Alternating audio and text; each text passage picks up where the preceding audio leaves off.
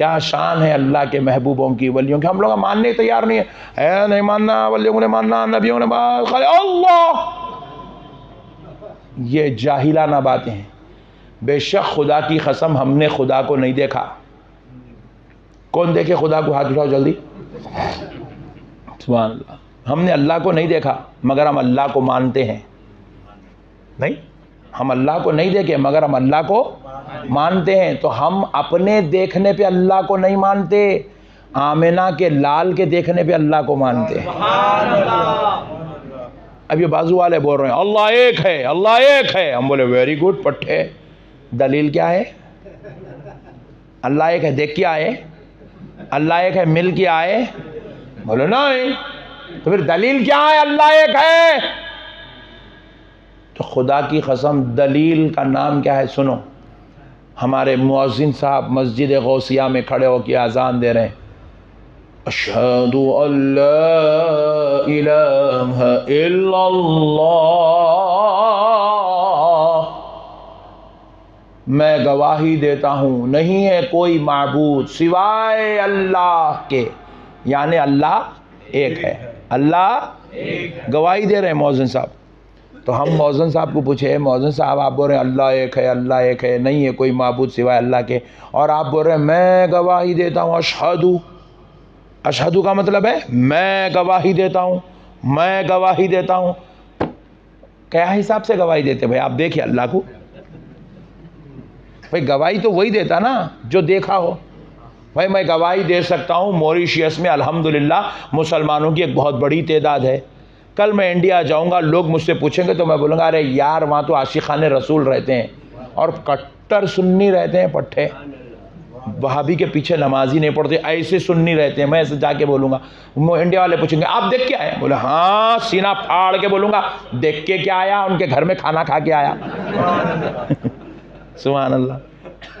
अब अगर कोई आदमी दूसरा बोले मॉरिशियस में मुसलमान नहीं रहते, हम उसको पूछे अबे बेवकूफ़ तू देखा? नहीं देखा। तो दे, जो नहीं देखा उन्हें गवाही नहीं दे सकता। गवाही देने के लिए देखना, बोलिए गवाही देने के लिए देखना जरूरी है। तो अब जरा गौर कीजिएगा, जो आदमी देखेगा वही गवाही देगा, जो नहीं देखेगा नहीं देगा। फिर मुअज्जिन साहब गौसिया मस्जिद में खड़े होकर दिन में 5 मरतबा माइक खोल के फुल साउंड में बोल रहे अशहदु। देखे कई की गवाही दे रहे जी, फिर तुम देखे नहीं तो अशहदु का मतलब है मैं गवाही देता हूँ, मैं गवाही देता हूँ। तो मुअज्जिन साहब हमारे बहुत चालू है, उन्होंने बोले मौलाना मैं तो नहीं देखा मगर मैं उसका कलमा पढ़ता हूँ जिसने मेराज की रात रब के एक होने को देखा।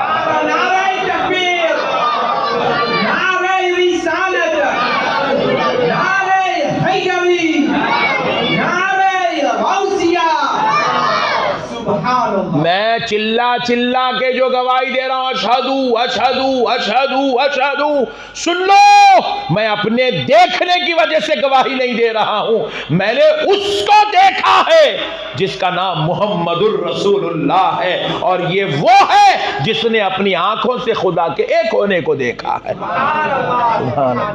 हम अपने देखने पे गवाही नहीं दे रहे हैं, हुजूर के देखने पे गवाही दे रहे हैं, क्योंकि हमारा ईमान मुहम्मदुर रसूलुल्लाह, हमारा सारा सरमाया मुहम्मदुर रसूलुल्लाह है, हमारी अव्वल व आखिर, हमारा हर अता व पता मुहम्मदुर रसूलुल्लाह है। उनके बगैर हमारा कुछ भी नहीं है। अब ये बाजू वाला बोलता हुजूर को मेराज हुईच नहीं, तो हम पूछे फिर अल्लाह के एक होने की दलील क्या है? अगर हुजूर मेराज नहीं हुई, क्योंकि हुजूर ने अल्लाह के एक होने को मेराज की रात देखा, क़ाब क़ौसैनी औ अदना, कि वो ऐसे मुलाकात किए कि 2 तीरों के दरमियान का फासला बाकी रह गया था। अल्लाह अकबर। तो प्यारे बुजुर्गों और दोस्तों, मसाइल को समझने की ज़रूरत है। दुनिया ये समझना नहीं चाहती है, ये नालायक लोग इस चीज़ से भागना चाहते हैं, और अल्लाह तबारक व तआला इनको हिदायत दे, इनको तौफीक दे, दीन को समझने की अल्लाह इनको हिदायत दे। हमारा कुछ भी नहीं है मेरे भाई, हमारा पूरा सरमाया रसूल अल्लाह है। सब उनके सदक़े में। उनकी अदाओं को निभाने का नाम हज है, उनकी अदाओं को निभाने का नाम मोहब्बत है। उन्होंने जैसे बता दिया, यहाँ तक हाथ उठाओ, यहाँ तक हाथ उठाए, ये सुभान रब्बियल अज़ीम पढ़ो, सुभान रब्बियल अज़ीम, सूरह फातिहा पढ़ो, सूरह फातिहा, ज़म्मे सूरा पढ़ो, ज़म्मे सूरा पढ़ो, कम से कम 3 आयत छोटे पढ़ो, या न तो बड़ी एक आयत पढ़ो, बड़ी एक आयत पढ़ रहे हैं, 3 छोटे आयत पढ़ रहे हैं, फिर उसके बाद रुकू करो, रुकू में ये पढ़ो, सजदा करो, सजदे में ये करो। जो उन्होंने बोले करते जा रहे, बस उन्होंने बोले सो करना ही हमारी ड्यूटी है। हम इतने के ही, हमारा दूसरा कुछ भी नहीं है दुनिया के अंदर। हमारी मर्जी हम चला ही नहीं सकते, जो चलने वाली है बस रसूल अल्लाह की मर्जी है। इसलिए मेरे प्यारे भाइयों, अल्लाह का वास्ता, आप सबसे मेरी गुजारिश है, ग़ुलाम बनिए। ग़ुलाम बनने में मज़ा है, ज़िद्दी बनने में मज़ा नहीं है। कुछ भी बोल लो नक्शबंदी साहब, मैं तो नमाज नहीं पढ़ूंगा, मज़ा नहीं है इसमें।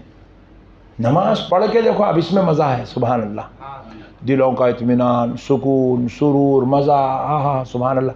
फ़र्ज़ नमाज पढ़े तो अलग मज़ा है, सुन्नत पढ़े तो अलग मज़ा है, नफिल पढ़े तो अलग मज़ा है, तहज्जुद पढ़े तो अलग मज़ा है, तरावी पढ़े तो अलग मज़ा है, जुमा पढ़े तो अलग मज़ा है, ईद पढ़े तो अलग मज़ा है। नहीं, कुछ भी काम नहीं कर रहे तो सलातुल हाजत पढ़ने का अलग मज़ा है। वो रोते रोते की नमाज है, वो शुरू से लेकर आखिर तक रोते रहना पड़ता हो नमाज में। सलातुल हाजत में रो रो के पढ़ना सलातुल हाजत।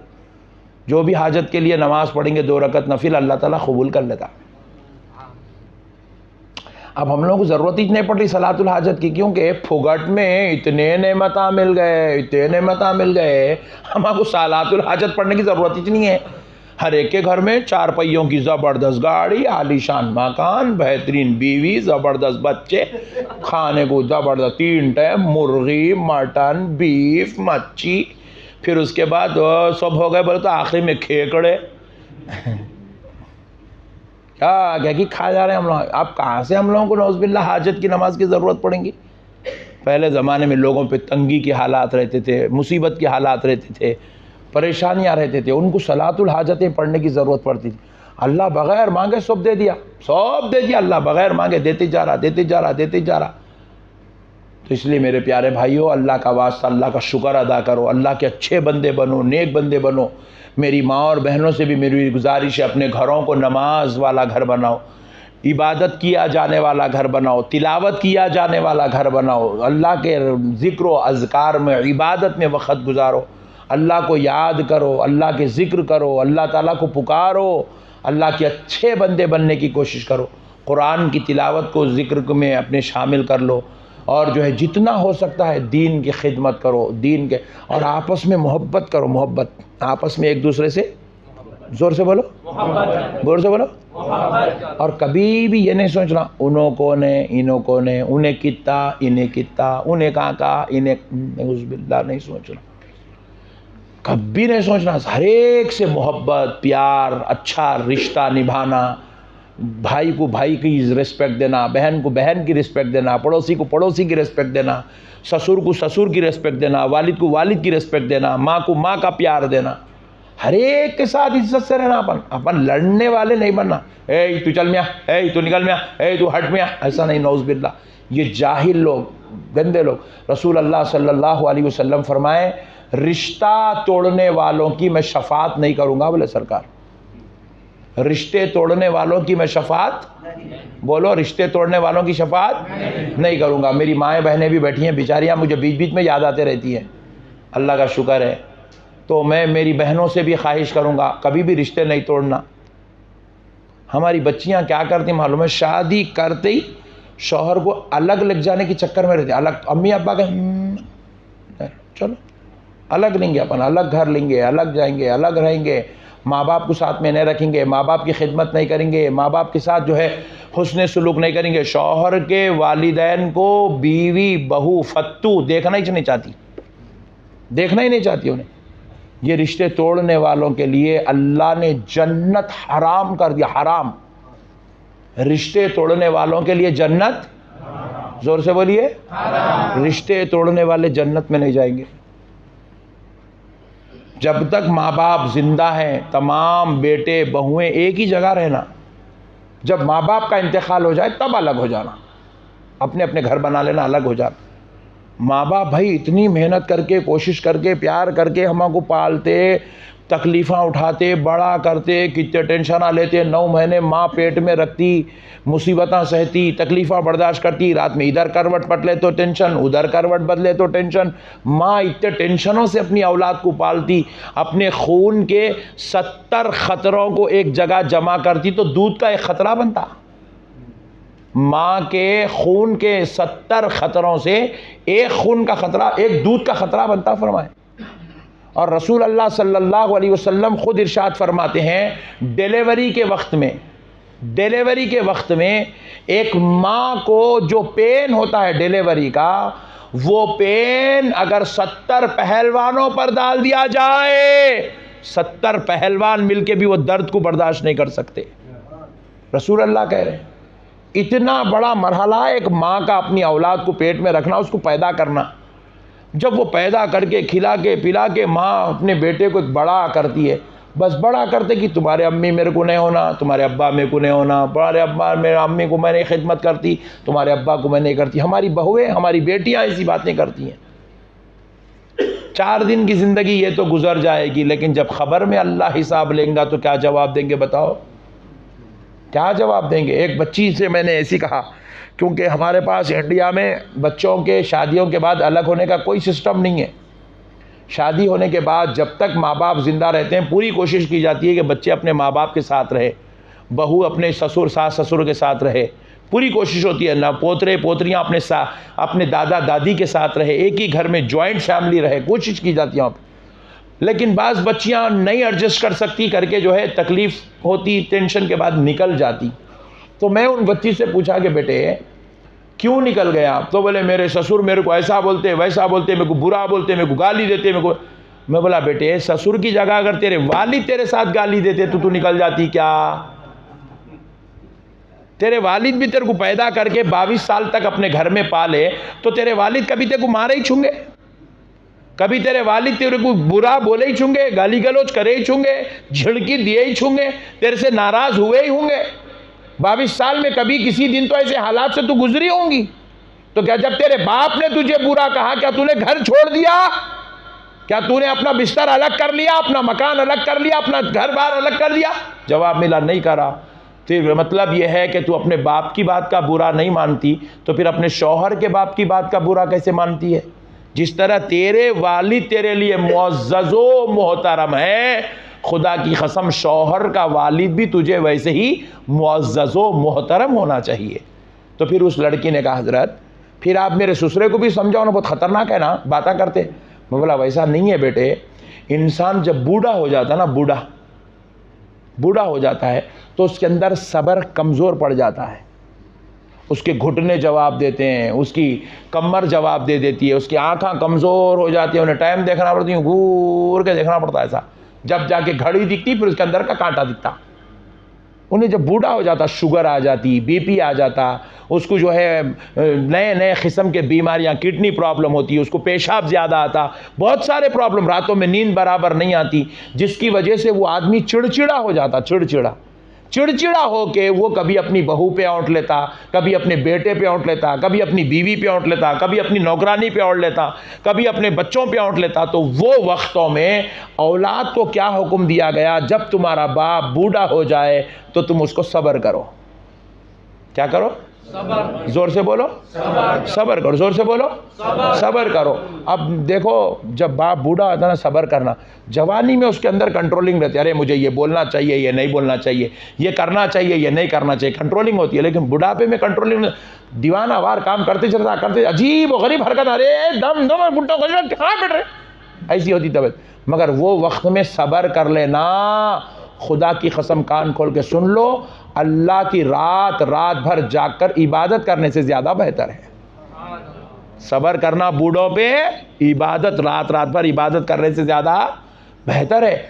अब मैं आप लोगों को बोल रहा हूँ ना, आप लोग जाके अपने घर में बेटी को बोलना, अपनी बेटियों को बोलना, बेटी ससुर की ऊपर सब्र करना। सास बोलती बेचारी, सास बहू की तो ऐसा है कुछ पूछो मत, ऐसा खतरनाक रहती, टेंशन, सबकी नहीं, थोड़े सासा। कहीं आप लोग बोले हमारे घर में नहीं है मौलाना, ऐसा बोलेंगे। वैसा नहीं, आपके घर की बात नहीं कर रहा हूँ मैं, कॉमन बात बोल रहा हूँ। ऐसा सास बहू बोले तो लड़ लेते रहते, टेंशन चलते रहती। क्यों चलती भाई टेंशन? टेंशन इसीलिए चलती है कि सास बहू को रेस्पेक्ट देने तैयार नहीं है, बहू सास को रेस्पेक्ट देने के तैयार नहीं है। जबकि हमारा मज़हब हमको क्या सिखा रहा है? रास्ते में चलने वाले कुत्तों के साथ भी तुम इंसानियत वाला पहलू इख्तियार करो। कुत्तों के साथ भी बदसलूकी करने की इजाज़त नहीं है शरीयत में।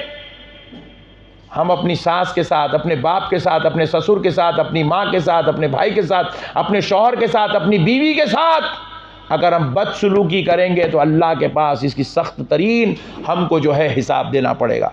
अब एक बात सुना देता हूँ ये अखलाक के मौजू पर, उसके बाद फिर सरकार इमाम हुसैन के मौजू पर आते हैं, इमाम हसन पर। शाह अब्दुल रहीम मुहद्दिस दहलवी रहमतुल्लाह अलैह, बहुत बड़े मुहद्दिस, बहुत बड़े बुजुर्ग। ये वो लोग हैं जो हिंदुस्तान में, इंडिया में, पाकिस्तान में, ये मॉरिशियस जहाँ पर आज हदीस पढ़ाई जा रही है, इन इलाक़ों में अरब की दुनिया से हदीस ला कर देने वाले लोग हैं। हदीस ला के दिया, अरब से हदीस लेके आए। इनका नाम है शाह अब्दुल रहीम मुहद्दिस दहलवी रहमतुल्लाह अलैह। हदीस ला कर देने वाले बुज़ुर्गों में से एक बुज़ुर्ग हैं ये, जिन्होंने हिंदुस्तान और एशिया की ज़मीन पर हदीस का तारुफ करवाया। अलगर्स शाह अब्दुल रहीम मुहद्दिस दहलवी रहमतुल्लाह अलैह इतने इल्म वाले, इतने दानिशमंद और इतने दूर अंदेश, इतने जो है समझ बूझ वाले थे कि बादशाह को जब कोई प्रॉब्लम हो जाती मसाइल में तो वो शाह अब्दुल रहीम मुहद्दिस दहलवी रहमतुल्लाह अलैह को बुलाता और आपसे मशवरे लेता कि मेरे ऊपर फिलवक्त ये टेंशन आई हुई है, इसको कैसे डील करूं, मैं ये प्रॉब्लम में फंस गया, इसको कैसे डील करूं। शाह अब्दुल रहीम मुहद्दिस दहलवी रहमतुल्लाह अलैह से वो एडवाइस लेता। तो एक बार उसने क्या किया, अपने वजीरों को भेजा, फौजियों को भेजा, जाओ हजरत को उनकी शायान शान ले आओ, मैं हजरत से कुछ मशवरे लेना चाहता हूँ। तो हजरत के पास वो बादशाह के वजीर आए, आकर उन्होंने रिक्वेस्ट की तो हजरत भी जो है गुस्ल वगैरह करे, फिर उसके बाद जो है बादशाह के पास जाने लगे। तो इधर कुछ वजीर, इधर कुछ वजीर, उधर कुछ आर्मी, इधर कुछ आर्मी, आपको बड़ी शान से लेके जा रहे हैं बादशाह के दरबार में। तो चलते चलते चलते चलते हजरत क्या किए, रुक गए।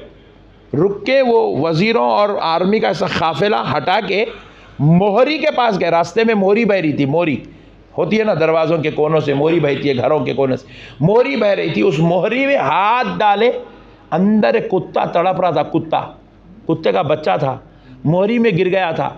वो ऊपर आना चाहता था मगर वो आ नहीं सक रहा था, छोटा होने की वजह से वो बाहर नहीं निकल सक रहा था। तो आप उसको हाथ डाल के बाहर निकाले तो हाथ को पूरी गलाजत गंदगी मोहरी की लग गई, प्लस वो बाहर निकलने के बाद ऐसे अपनी मुंडी झटके तो उसकी ये बालों से वो गलाजत उड़ के पूरे हजरत के कपड़ों पे गिर गई। हजरत क़िबला क्या करे, वो कुत्ते को ऐसे बाहर छोड़ दिया और निकल के भाग गया। फिर हजरत वापस घर को गए, जाके फिर से नहा के धो के कपड़े चेंज करके फिर आए वापस। तो आते आते रास्ते में वो जो वज़ीर था एक ज़रा, उन्हें ये मसले को देख के टेंशन में आ गया, भाई इतने बड़े आदमी बादशाह बुला के मशवरे ले रहा, इन्हों कुत्तों को मोरियों में हाथ डाल दे रही, वो कर दे रही, ये कर दे रही, कुत्ता छटक दे रहा, पूरा कीचड़ लग जा रहा, आखिर क्या तो भी है। बल्कि पूछा हजरत आप ऐसा कहीं को करे, इतने बड़े आदमी हो कि ऐसी हरकत कहीं को करे। तो हजरत शाह अब्दुल रहीम मुहद्दिस दहलवी रहमतुल्लाह अलैह फरमाते हैं, बरोज़ महशर मेरे और रब के दरमियान में कुछ गुनाह आड़े आ गए तो अल्लाह से कहूँगा, मौला मैं तेरे एक जानवर को, तेरी एक मखलूक को वो तड़प रहा था, हाथ से निकाल के उसकी तड़प दूर कर दिया, इसके सदक़े में मेरे वो गुनाहों को माफ़ कर दे।